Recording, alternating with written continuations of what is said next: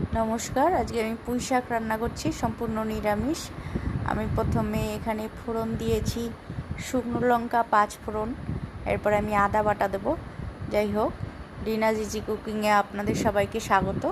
আমি আলু আর কুমড়ো প্রথমে ভেজে নেব, তারপর আমি কিছু সবজি নিয়েছি, যেমন কুন্দুরি, পটল, তারপর বিনস, বরবটি আর পটল, ঝিঙে, এরকম অল্প অল্প কিছু সবজি নিয়েছি। সেগুলো সব একসঙ্গে দিয়ে ভালো করে নেড়ে চেড়ে নুন হলুদ পরিমাণ মতো দিয়ে, একটু ক্যাপসিকামও দিয়েছি, কারি পাতাও দিয়েছি একটা। তো এইগুলো দিয়ে ভালো করে নেড়ে চেড়ে কষানো হয়ে যাবে। যখন এই সবজিগুলো একটু মজে যাবে, তখন আমি আগে থেকে ধুয়ে রাখা পুঁই শাকের ডাঁটা দেবো।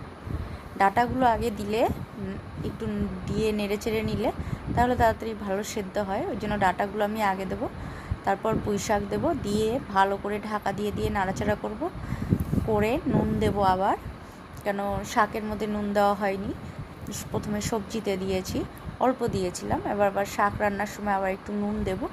ভালো করে পুঁই শাক মজে গেলে তারপরে একটু চিনি দেব আর কাঁচা লঙ্কা দেব চিড়ে, আর দিয়ে এইসব ভালো করে নাড়াচাড়া করে ঢাকা দিয়ে অবশ্যই রান্না করতে হবে। তো অনেকটা জল বেরোবে, তা আমারও বেরিয়েছে। তো এরকম করে আর একটু ঝোলটা টানিয়ে তারপর ঘন হয়ে এলেই পুঁই শাক আমার রেডি। রেসিপিটা যদি আপনাদের ভালো লাগে তবে লাইক কমেন্ট শেয়ার করে দেবেন, আর অবশ্যই সাবস্ক্রাইব করে দেবেন। ধন্যবাদ।